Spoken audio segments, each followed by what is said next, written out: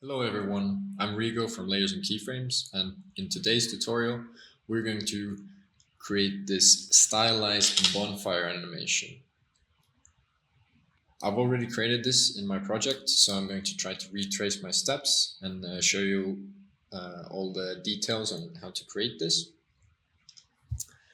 This would be a really great addition to any kind of animation with maybe illustrations or something, and it has this low-key frame by frame animation look, but some added stylizations from my part. So I hope you enjoy and can get something out of this, or get some new maybe knowledge for your motion design projects. So let's start it out. First off, we are going to create a single line of fire. So I'm going to name this maybe like, well, as I said, line of fire. And then let's make it 180 times 1920. Let's make it, right now we have 10 seconds. All right, there we go. Now we're going to create this kind of tier shape. So something like this. It doesn't have to be a tier shape, but it should resemble something similar to this. So have like a narrower top side and a big bottom side, and have these 4 points. Which, like, it doesn't have to be perfect. It could be like this or anything like it. But I'm going to use this today. Then we are going to move it down to the bottom of the comp. And then we are going to add wave warp to this layer. That's not what I wanted to do. Anyway, there we go. And now we're going to increase the wave height and the wave width by a ton. The wave height should be maybe around like 150, and the wave width should be around maybe 500 or something like that. And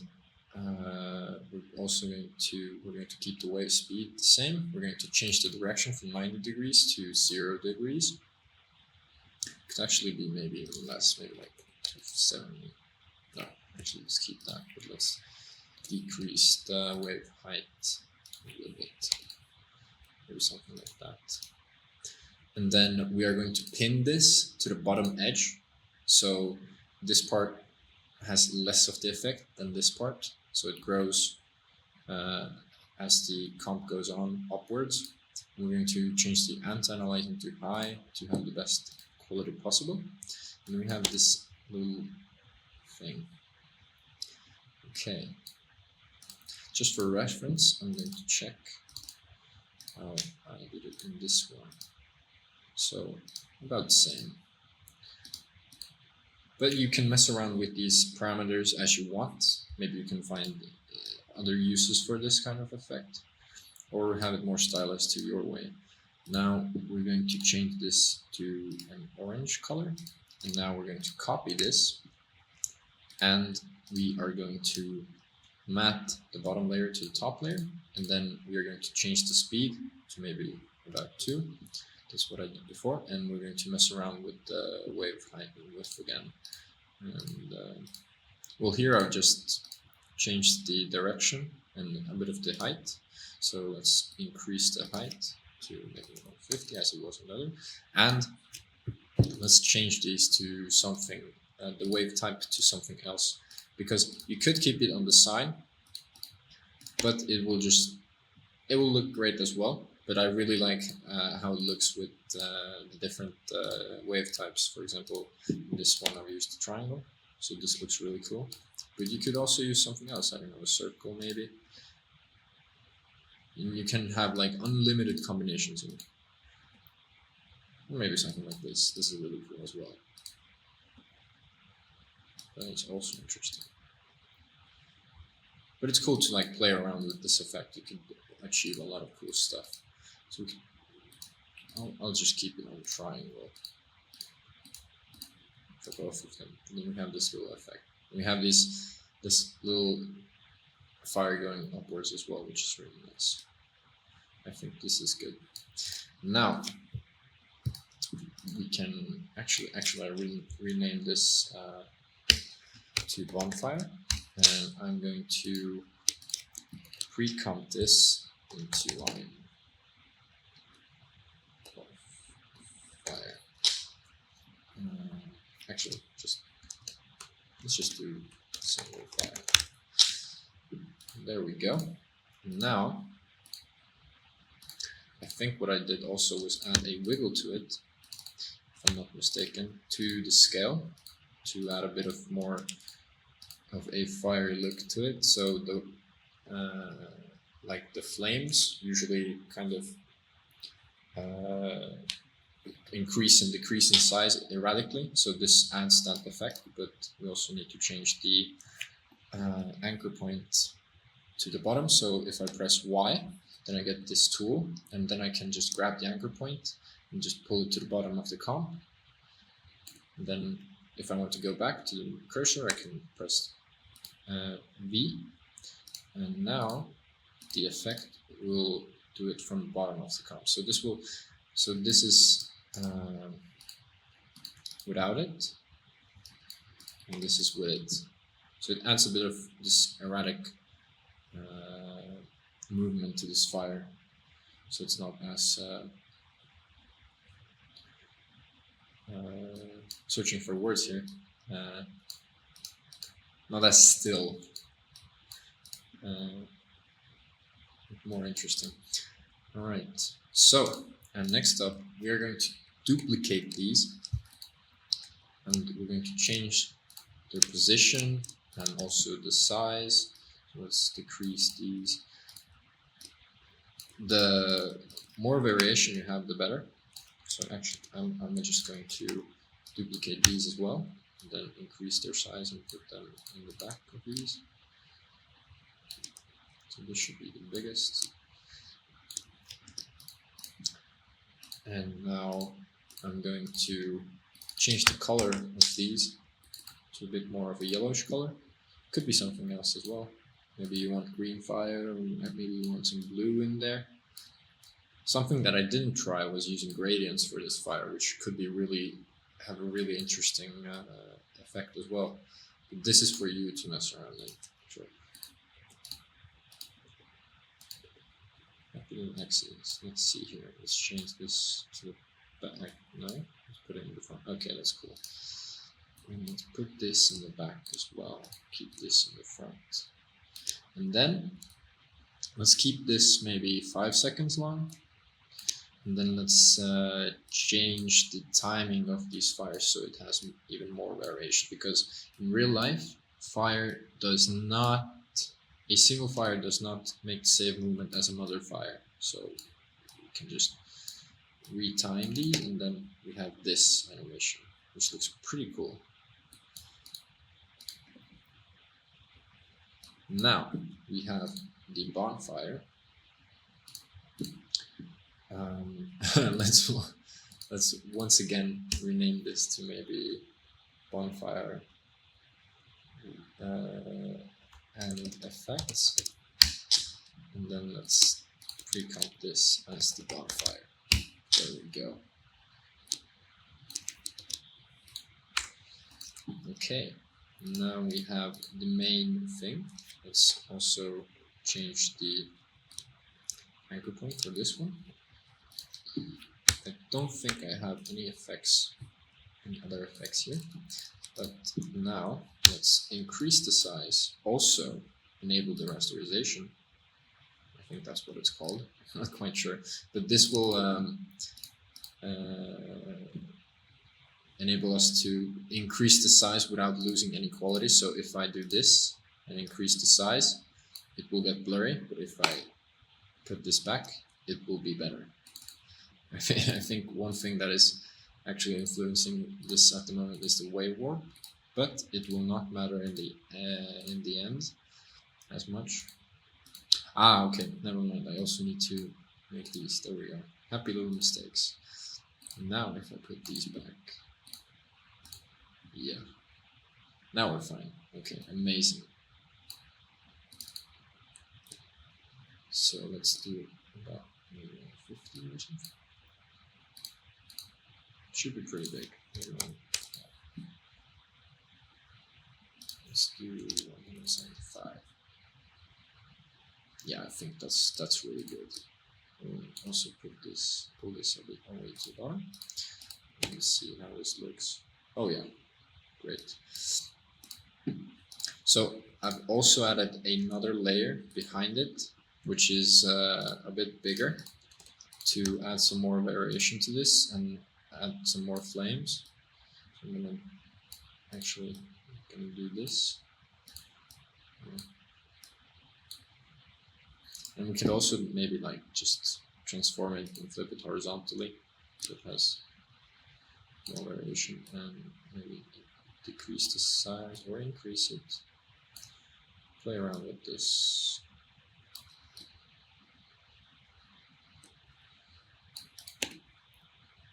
And we can retime it as well. So we have, yeah, there we go. That looks awesome. Okay. Now,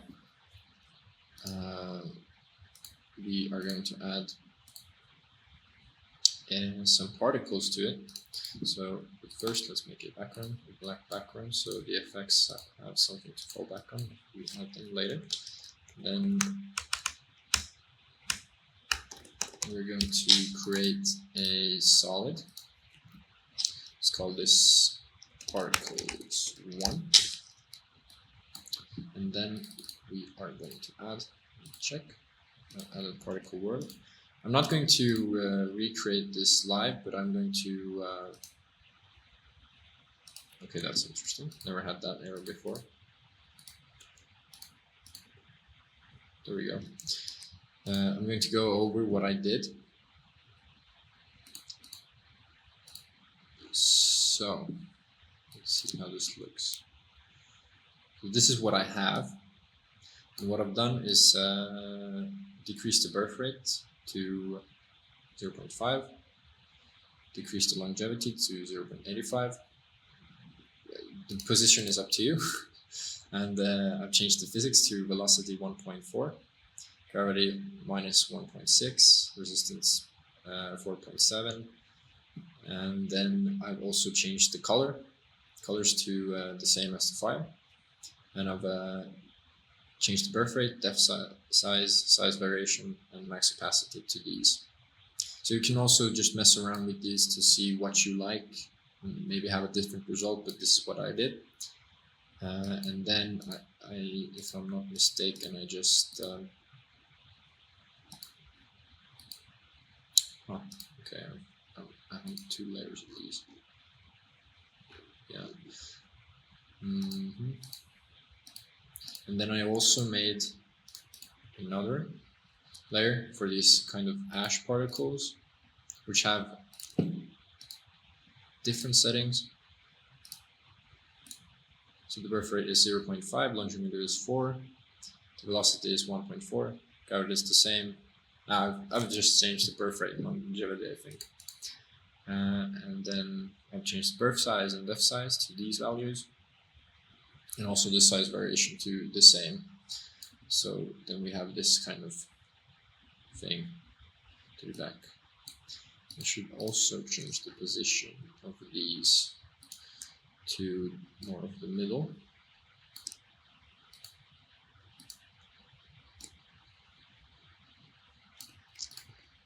Okay, there we go. I'm not quite sure why I made two of these.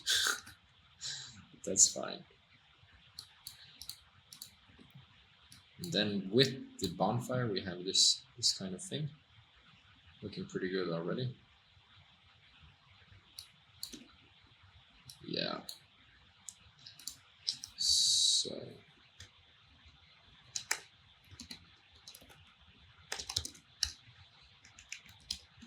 let's rename these as well, because as the legend Ben Marriott says, we name all our layers.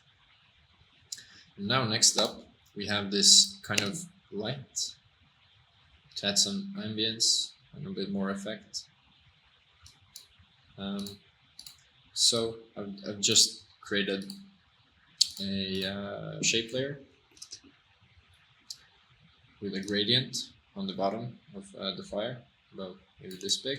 Then I've changed the colors to go from orange to white. I think it should be, no, actually it should be like this, maybe even a bit more reddish. So basically with fires, this should be pretty common knowledge, but why I'm picking these colors is because the hotter something gets, the whiter it is. So that's why the sun is actually, when you look at it, mostly white. But the as the temperature decreases, it gets colder and colder. So it gets to yellow and then orange and then red. Yeah, that's how it works. So that's why I picked these colors, and then you just increase it. And also we need to decrease the opacity at the end. So we have this, I'll just put it at the end. And I think this time I've added to the top. Actually, I've not used white, so we'll take off the white and we'll put it to yellow. There we go. That's great. And we'll put this under dash particles. And I've also added a wiggle to the scale. So it's 5 and 20. And I think I forgot to say the values before as well. So let's put light, fire, light. Let's put this wiggle on the scale, 5 and 20. And before I added a wiggle to these as well. Sorry. It was 5 and 25. Okay, and there we go. We have this firelight as well. I think I'll actually increase the position of the center so it's not as drastic over at the end. Yeah, that's pretty good. I think that's fine. Let's see how it looks with full quality. Yeah, I think that's fine. All right. And I think the last step now is to add the different effects. So this is, it will take a second to render the whole scene.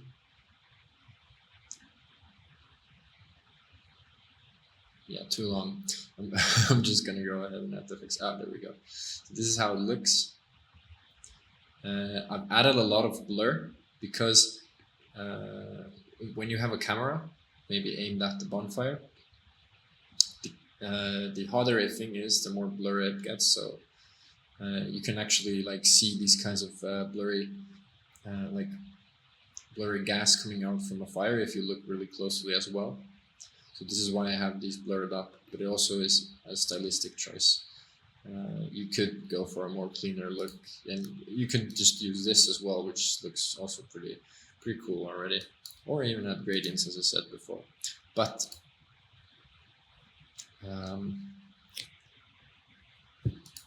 so I've added 2 blurs here. So one of them is for at the bottom of the comp, because that's where the fire is the hottest. And then a second one is just all over the lens, just to make it seem like it's dirty. And I've used blur maps for this, so I made 2 of these, like this. And I'll show you how to make them in a second. So basically, let's create an adjustment layer. Let's add 21 blur to it. I think I had 55. Let's increase it to quarter because, yeah, there we go. And then let's name blur 1. And then let's create a shape layer with a let's create it with a gradient. Let's do that one first. Let's increase the opacity back to normal. One side is white and the other black. And then let's create it in the size of this comp, and then let's change the gradient to something like this. So it should be the white at the bottom. You can mess around with this and see what you like. I'm going to keep it like this now, and then we're going to pre-comp it because the blur map needs to be separated, I guess. I'm not really sure what the word is, but the camera lens blur will only take the mapping if the shape layer is in a comp. So let's name it blur one map. There we go. And then, so we can I could actually show this. So if I put this to the source of shape layer 1, oh, it actually works. Never mind. Never mind. I remember now. It was with the effects. So for the second blur map, we are going to use blur. But yeah, this is how I want it to look like. And then let's name it blur one map. There we go. Let's copy this. And let's make a new shape layer again. And let's put this to black. And let's take the ellipse tool, draw out some random circles, and then select them by double clicking on them, and then pressing shift and getting the rest, and then changing them to white. And then let's add a fast box blur. There we go. And just increase it till it is smooth enough. Yes, I think this is very good.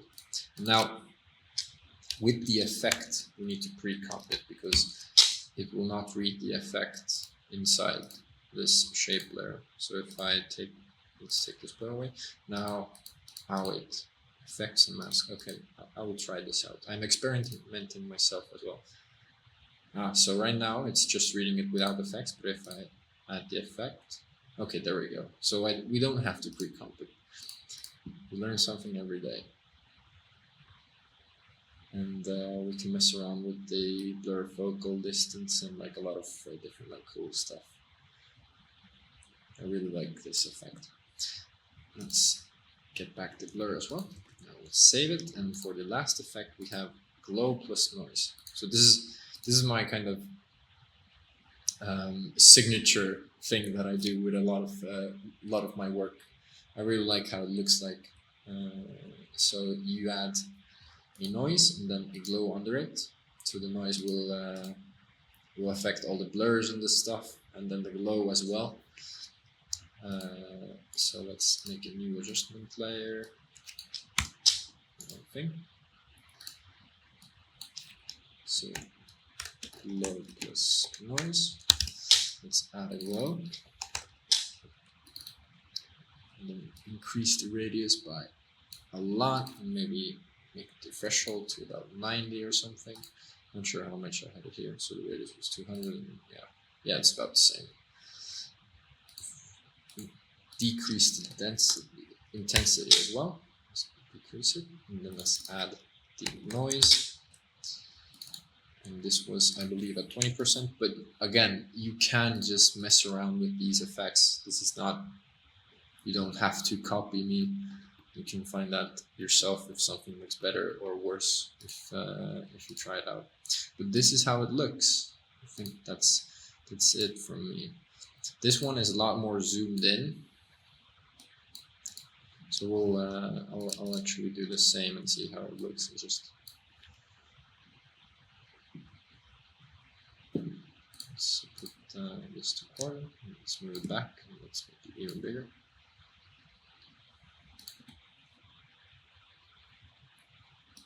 I think this is too big.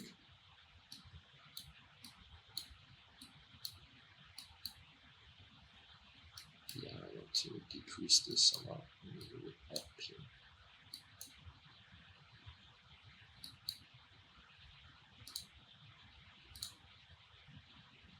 Oh yeah, I've also, okay, I know what I forgot. I've forgotten something. So for the layer on the back, I've actually changed the hue and saturation a bit for the variation. So let's just make it more, I don't know, more orange, yellow, or more red, whichever way we want. Then I think I also have a blur. Oh, I also have blur on both of these. So I love my blurs. Let's add one here. So let's make it, I think it was about 40. There we go. Let's make this about 25. Okay, and this, now we have the final look. It will take a second with all these effects to actually render, but it will be worth it. Yeah. We can actually, I think I'll decrease these to maybe around like 10 and 25. But I think that's it from me. I hope you learned something useful from this tutorial, or that you can retrace my steps and then use this in some sort of cool project. But yeah, that's it from me. I hope you enjoyed. Thank you for watching. And if you have any suggestions or tutorials you would like to see, let us know in the comments. And yeah, that's it from me. Thank you.